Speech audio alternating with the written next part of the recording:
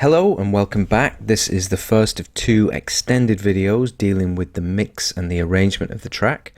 And as you can probably notice, you will see that I've already done some work to the arrangement. My thoughts were, as arrangements and mixes tend to take the longest time, I would do some of the work in advance and then explain the different things that I've done back in the video for the best use of time. Now you will notice that it looks different, and there are good reasons for that. When I got to the end of the last video and I started to think about the arrangement and the mix and the actual sound of the track, getting to the stage where you're actually thinking about this as a finished track rather than a series of ideas and techniques, pretty much like in the real production process, I came to the conclusion that some of the sounds weren't right and I needed to change them. So one of the first things you'll notice is that there is a new kick. I have a group of kicks that I use a lot in different tracks, things that I've used before that I know sound good, and this is one of them. I still have the kick hat over the top, which just gives it that push. It's doing the same job as it did in the kick synthesizer, but it's just on an audio track now.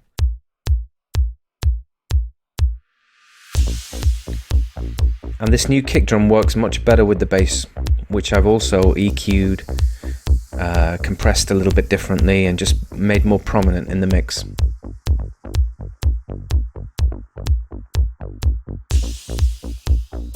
It's much more in that kind of space that I want it to be, which is effectively a modern take on disco. And the second big thing you're going to notice at the moment is that I've now introduced a drum bus and some of the elements have changed.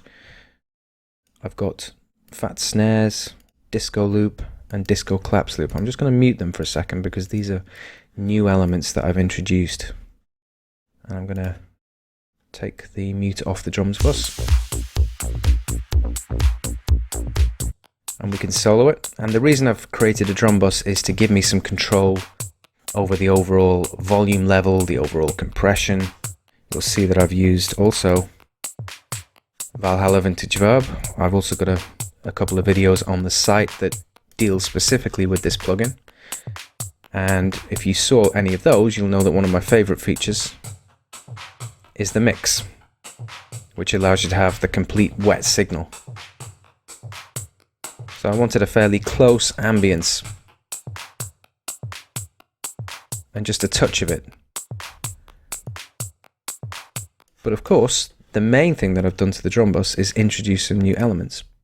These are fat snares, disco clap, and fed disco loop. I just felt that before I got to that stage that there wasn't enough of that disco feel. Like all of these elements, this 80s feel, the drum treatment wasn't right. It needed to be changed. And that's an important point to mention actually. As part of the production process, we're constantly reviewing, we're constantly going back, we're constantly checking our own work, and if something isn't right, then change it, I don't think there's there's no negative side to that. If you think something isn't right and you need to go back and change it, then change it. You will know when you know. Your ears will tell you if something sounds good or not.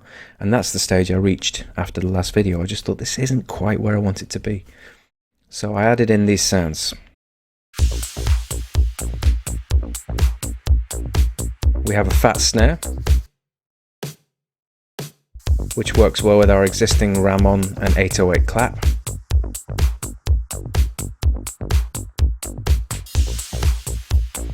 We have a disco clap loop, which has a nice choke at the end of the loop.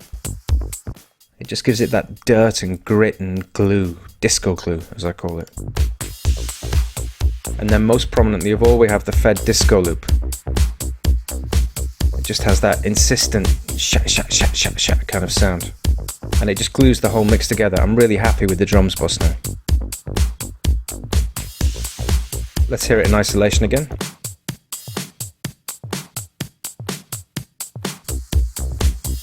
Then we take it out. You'll hear just from that how much bounce it adds to the track.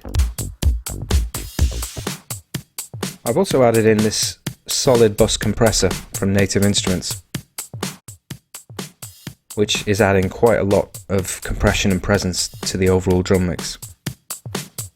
In fact, I might just lower it down a few decibels. This is a great compressor from Native Instruments. It's included in the Complete 11 package, and I would advise you to check it out. Also, they have some great replica delays and model reverbs as well. Really good stuff. And then the Valhalla Verb, of course, which you can hear quite clearly is just adding a little bit of extra presence and space.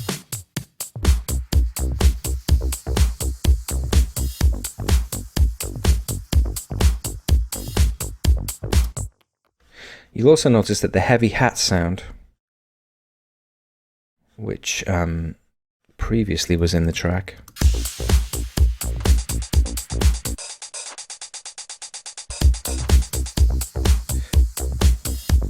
I've now decided to ditch that entirely, because I found that by using the 606, which we have here, we could achieve the same effect with something lighter and subtle and EQ'd in a slightly different way. So it's much higher in the frequency range, it's softer, it's more skittery, and it's effectively doing the same job. Once I had the disco loops in place, I didn't really feel the need to have such a heavy, aggressive mid-range hat, so this does the job now much better.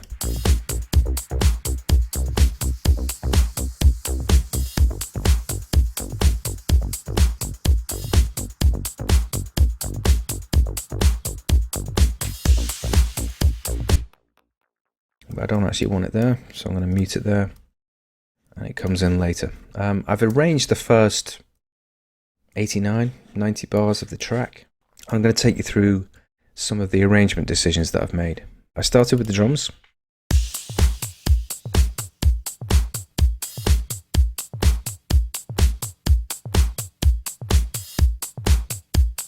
And the first thing I wanted to introduce was the bass line. I wanted to come in pretty strong with that. Incidentally, you will also notice a few additional effects. I've got the 606 cymbal there. I've also got a reverse 606 with a delay effect on it. And importantly, I've got a new white noise, which is just giving me that extra push after breakdowns. It's working with the existing black cymbals, but it's just giving me more of a push. And what I like to do when I've got these audio white noise effects, especially the ones that go down rather than lifters, I use the gain controls, and you can actually visibly see the audio file itself gaining or contracting. And typically on a mix like this, I would reduce the gain, a bit like a volume automation curve. I would reduce the gain on the earlier transitions, and then on the more intense ones later on, you can increase the gain and make it more intense and more present in the mix. Let's play it through again.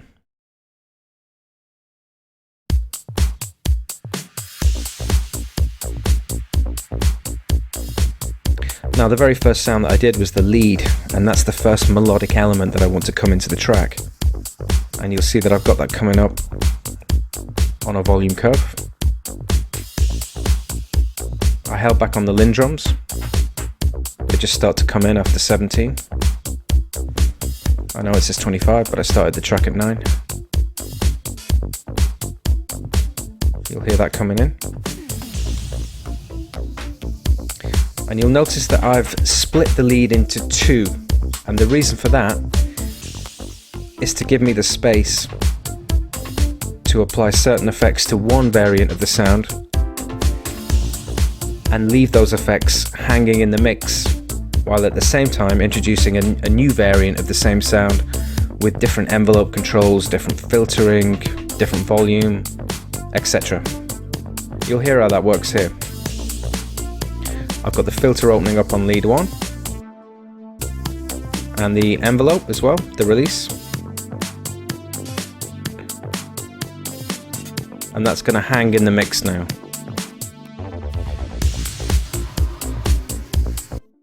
And I've got this low filtered, tighter envelope version coming in directly underneath it.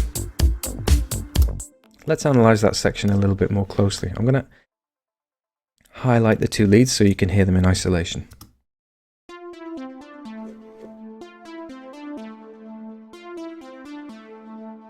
You hear the release rising up on the first lead, along with the cutoff. And I've also got it sending to a tape delay bus. That doesn't happen yet, but we'll get to that. And then this version, you'll see the cutoff is way low again. And the release is pulled right back. It just lets the first sound, the tail of that sound, just carry on over the new sound. And it's a really nice effect.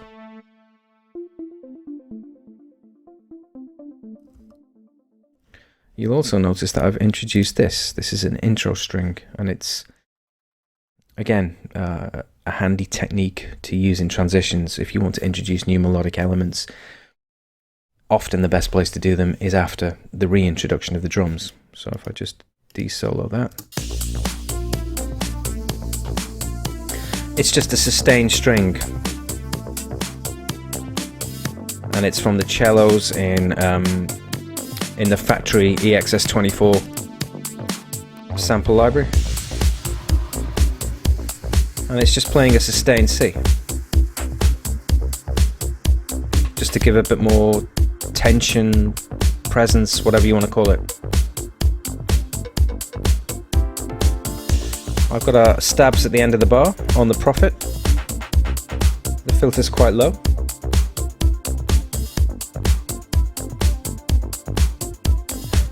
And the idea with the stabs is to give us a way to foreshadow or introduce these pad chords. And that works really well. Oh, I'm really happy with that drum bus, really happy. Adds so much to the track. Kick drum is fading out on the EQ, filtering up.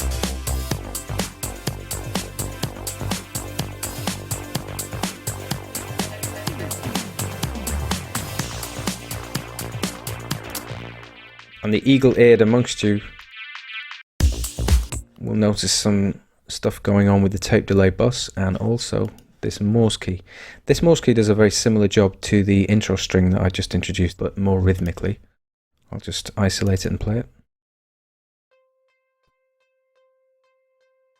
And the envelope on that, it's on the ES2, by the way, one of Logic's stock synths. I'll just give you a macro view. No, that doesn't really help you, does it? Very simple patch. In fact, it's only using one oscillator. This triangular setup is how ES2 allows you to shift between oscillators. Anyway, the envelope is pretty long on that already, so all I have to do is open up the LPF filter cutoff, and that pretty much does the job I wanted to do, which is add intensity to the overall mix.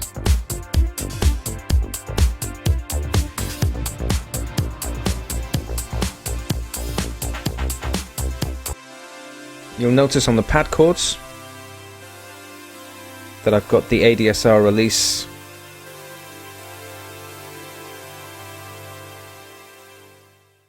I've got that extending out because I want it to have that same effect where it hangs. And in fact, by isolating it there, I just heard an extra note that we don't need.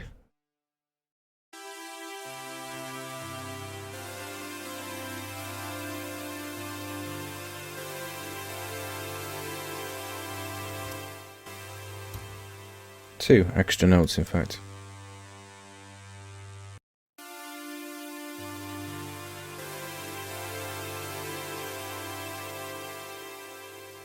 Good. And the tape delay, let me get back to that. This is working on the lead sounds, but it's also going to be working on some of the claps. Let me just get to the lead.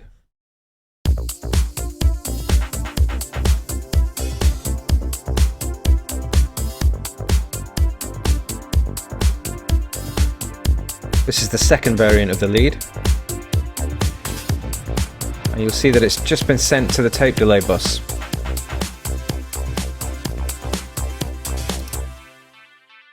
You can hear it there.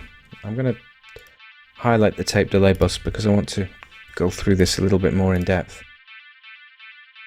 Tape delay gives you a feedback control. And you'll see that I'm automating it here above 100%, which is something you have to take care with. In the new variants of Logic, I think since 10.2, whenever they did the new non-skeuomorphic update with this kind of flat interface design, they redesigned tape delay, and it's a much better version of the original plugin. On the original one, I think the threshold was 55% on the feedback. Anything above 55% would create a feedback loop, and the more intense you took that, the greater the feedback it would become. It would essentially feedback on itself consistently. What they've done now is they've made it much more sensible. It's 100%, which is where it really should be. And if you automate that, you can take it above that threshold and create a feedback loop. But you have to be careful with it, because as you add feedback, it becomes much louder, more distorted. And even though it sounds great, you've just got to control it. So what I've done here is take it slowly up above 100 and then drop it back down again. And I've also automated the volume of the tape delay bus, because as the feedback increases in intensity, the sound gets louder. So let's just play that in isolation.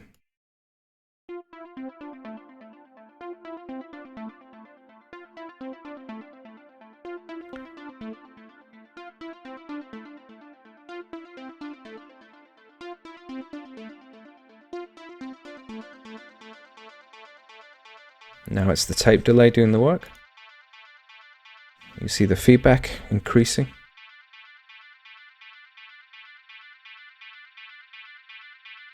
And at the same time, I'm ducking the volume. And just holding it there. Just essentially riding a control. And once it ducks back below 100%, the feedback fades away. Let's hear it all in context again.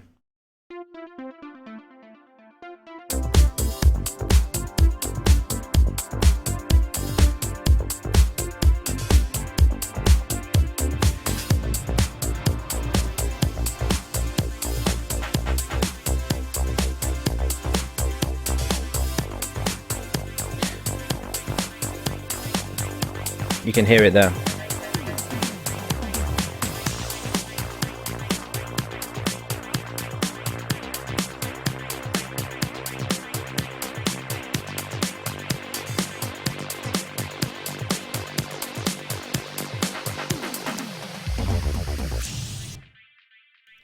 Now, the big device that I use in the breakdowns is essentially filtering an envelope on the bass line. You'll see that I've got various automation controls happening in the breaks. The Tal bassline has a noise filter,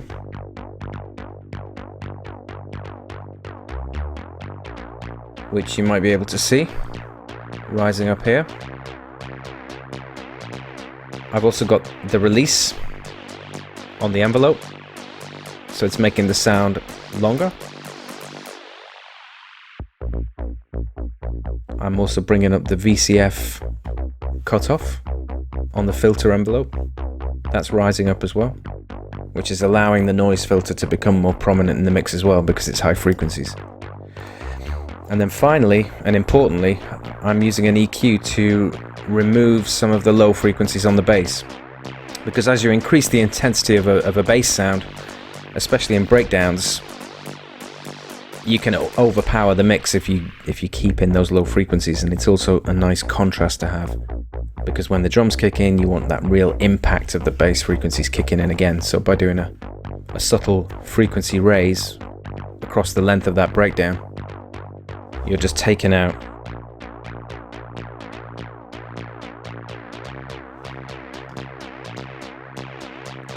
you're just taking out the bottom end, and it works really well.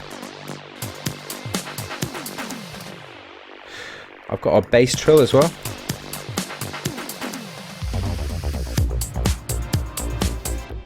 In fact, I'm just going to reduce the volume on it slightly because it only ever plays in transitions, and I don't want it to pop out and poke out in the mix. I think I have another one here. This is essentially doing the same job, just not quite as intense.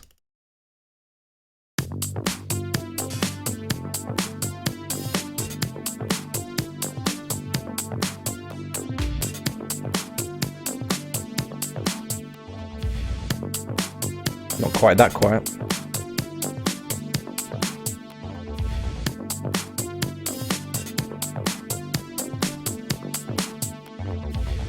That's good. And you'll see that on this version of the bass line, my filter controls are set quite a bit lower for the same reason, essentially. I don't want it to poke out in the mix.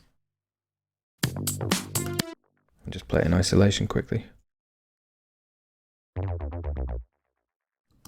And the third thing that I've got going on the bass line is our deep throbber. And you may notice that it's called Deep Throbbing JTech. That is actually a nod to the great producer JTech. Years and years ago, he had a low bass sound in one of his tracks.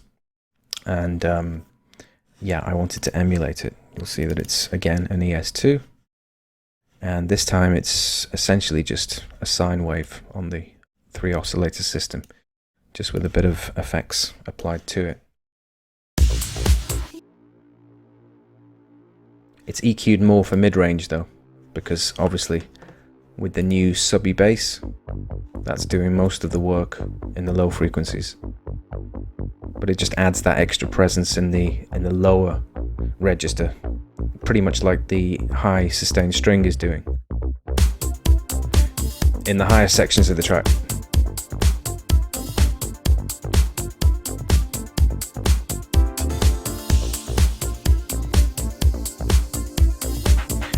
Rattlesnake really cutting through in the mix. One of my favourite parts of the effects. And our vocal noise is giving that little extra texture and flavour.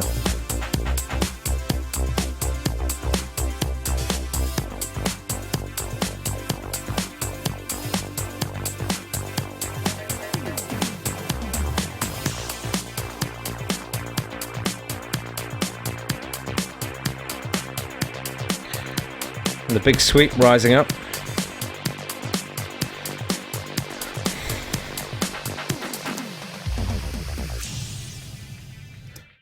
Really giving us, you know, a place to introduce something new, probably the arpeggio. And we'll do that in the next video. Let's come back and finish off the second part of the arrangement and the mix.